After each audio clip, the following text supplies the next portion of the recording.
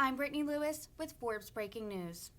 Congressman Jim Langevin questioned DHS Secretary Alejandro Mayorkas about election security during a House Homeland Security Committee hearing on Wednesday.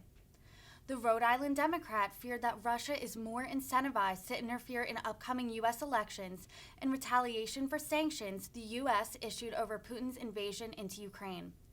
Here's Mayorkas outlining the Department of Homeland Security's plan. Chair recognizes the gentleman from Rhode Island for 5 minutes, Mr. Langevin. Very good. Thank you, Mr. Chairman. Mr. Secretary, welcome today. And I have a vastly different view on your service and the performance you and your people are undertaking and doing over at DHS. I thank you for your leadership. You have a lot on your plate, and probably the toughest issues to deal with outside of perhaps Secretary of Defense and Secretary of State. So I deeply appreciate everything you're doing to protect our national security. Secretary Mayorkas, I want to focus on election security right now because your department has significant responsibilities for election security, both in terms of managing the risks to election infrastructure and countering mis and disinformation that can certainly undermine Americans' confidence in the electoral process. I know that I have confidence in great leadership at CISA and Director Easterly and the work that she's doing as well. But I want to focus on the fact that Russia obviously has attempted to interfere with U.S. elections before. And I certainly believe that we absolutely have to be prepared now more than ever to redouble those efforts, given what's going on in Ukraine. That could be in retaliation for the punishing sanctions that the U.S. enacted for Russia's unprovoked invasion of Ukraine. Ms. Secretary, can you tell us what the department is doing to shore up election security from Russian cyber interference, give confidence to the committee and the American people that we've got this and we are ready to protect and defend our electoral process? Congressman, thank you very much. This is one of our priority areas. And as a matter of fact, just a few weeks ago, I engaged with secretaries of state from all over the country to focus our efforts on election security. We are building upon the great work of the former CISA director, Chris Krebs. Jen Easterly is leading, of course, the Cybersecurity and Infrastructure Security Agency in this effort. We have just established a Mis and Disinformation Governance Board in the Department of Homeland Security to more effectively combat this threat, not only to election security, but to our homeland security. We are disseminating information to the secretaries of state. We are counseling them and providing resources to ensure better physical security. We are addressing all aspects of election security, given, of course, the midterm elections that are upon us and the fundamental integrity of our democratic processes that is at stake. Thank you, Mr. Secretary. And I appreciate you outlining those steps that are being taken. They're important, of course.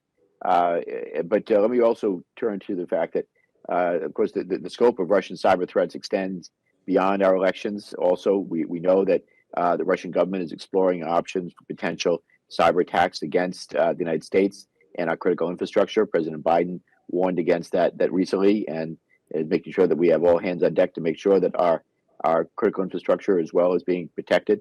But DHS, through the Cybersecurity and Infrastructure Security Agency under Director Easterly, of course, plays a major role in not only securing federal networks against these threats, but also coordinating with government and private sectors to secure our critical infrastructure.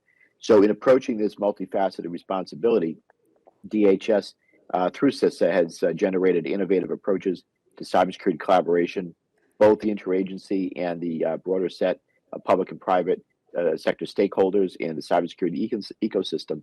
I want to ask, what can we expect from the department moving forward to maintain and further develop this work?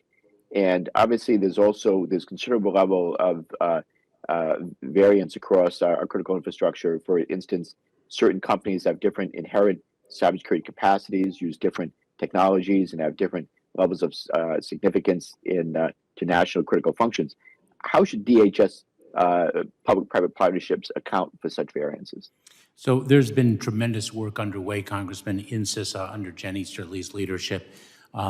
In the wake of the unprovoked and brutal Russian assault against Ukraine's sovereignty, CISA developed the Shields Up campaign, which is really an effort to disseminate information throughout the private sector with respect to the threat landscape, so that the private sector, which really houses the majority of our nation's critical infrastructure, can have its shields up, can be alert to the threat landscape, can understand the vulnerabilities that exist, and can patch those vulnerabilities and know how to do so. That shields up effort is really extraordinary and unprecedented in scope and scale. And we also have been assisted with legislation that does not in any way interfere with the voluntary public-private partnership, but does now, as you well know, given your championship of it, and Ranking Member Katko's championship of it, create a mandatory reporting regime where the federal government, best equipped to understand the homeland security landscape, can be informed of cyber incidents so that we can better protect the private sector. Gentleman's time from Rhode Thank Island you, Mr. is Secretary. expired.